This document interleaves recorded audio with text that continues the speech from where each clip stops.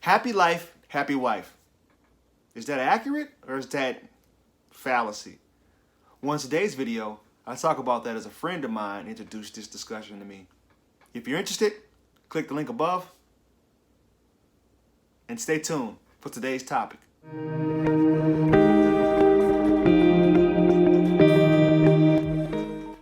So I was in the middle of recording the audio version for my book, Fruitful Seeds, My Journey for Growth Throughout Separation and Divorce, and a friend of mine messaged me on Instagram saying that I have a great topic for you to talk about, and it's basically the quote or the way of life that people live by, which is happy wife, happy life. And he felt as if that was dangerous for people to live by or to actually follow because, men are people who need to be happy as well. So I'm going to go ahead and read this message he sent to me. He said, "Can you do a post about the fallacy of the happy wife, happy life model? I think it's dangerous.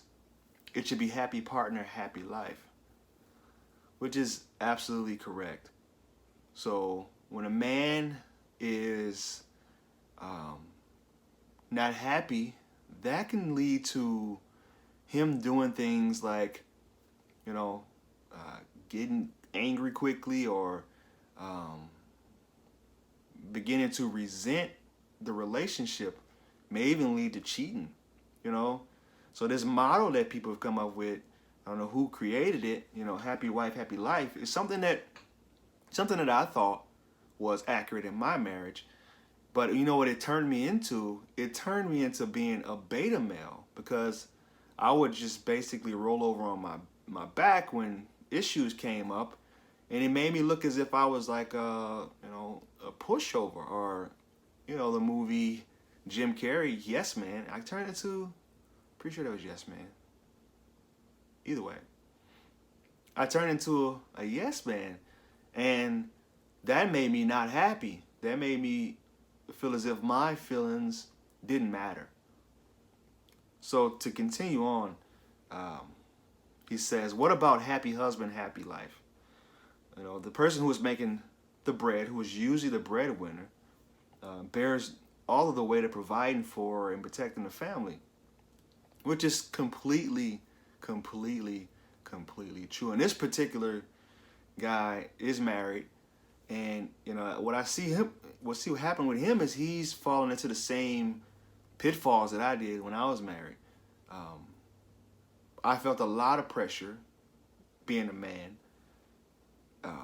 for bringing in and keeping my family afloat, keeping the house afloat, keeping a roof over our head, because she was a stay-at-home mom or stay-at-home wife. So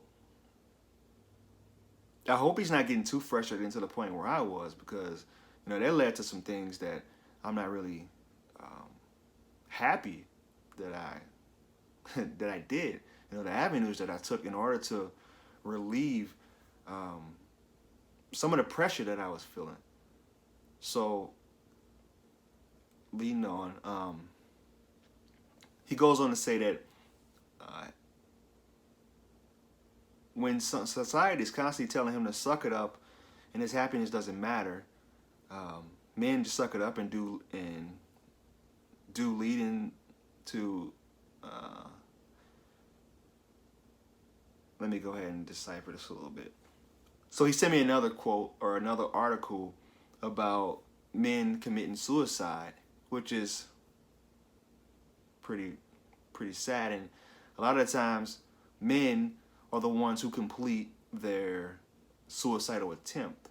Studies have shown that men have a much higher percentage of actually completing their suicide attempts than women.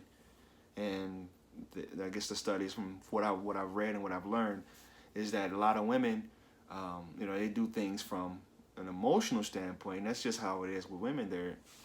They're emotional creatures, and we are logical creatures as men. We, if we're going to attempt to commit suicide, we're going to make sure that it's actually done. I just was watching the documentary with Aaron Hernandez, and the things that he did in order to make that suicidal attempt possible is crazy. Like, he put the sheet over the jail cell. He smeared shampoo. He stockpiled shampoo and put it all over the jail cell. So when he went to commit the suicide, the guards couldn't get in and actually stop him from doing it. They'll slip and fall all over the place, until he can actually, finish the deal. So going back to the happy wife, happy life motto, it is dangerous because men need to be happy also. And just because we're logical creatures does not mean that we don't have feelings and we don't feel things. And that's the whole essence of why I release Fruitful Seeds too, is because, or started Fruitful Seeds, because I want men to understand that it's okay to talk about your downfalls and talk about how you're feeling without being looked at as a weak person. Vulnerability isn't weakness. If anything, it's strength. It took more courage for me to come forth and talk about the things that I've experienced as not only a man but a married man, than it did to sit back and just grin and bear. So in conclusion, I feel, as well as my friend, as if the happy wife, happy life motto should be put to bed. It should be happy spouse, happy life. Because what it does is it makes it feel as if men don't matter in the marriage, when a lot of the times what I sent them back was, the Bible does say that we're meant to be the rock in the relationship. But with that being said, the rock also needs to be polished, because we can tarnish and we can rot away. It may be slower than women, but it'll happen. It happens in the end. Like eventually, it will happen. And men that are married, I don't know if you've ever been around people who are in unhappy marriages, but the man is very unpleasant to be around. Usually, he's maybe trying to avoid all family interactions, or many of them, as many as he can. Or he may begin to start working late and start being somebody who's just really unpleasant to be around. So for somebody to say that a happy wife is a happy life, that's not possible. Like, it's not possible. It's not accurate. I get where the saying came from, given that women are more emotional, but it's time to reevaluate that, and it's time to start putting our men, our husbands, priorities first, or put them at a higher priority than what people or what society are putting them at. Thanks for viewing. Hope this helped anybody out there that are feeling the same way that my friend is. So I love y'all.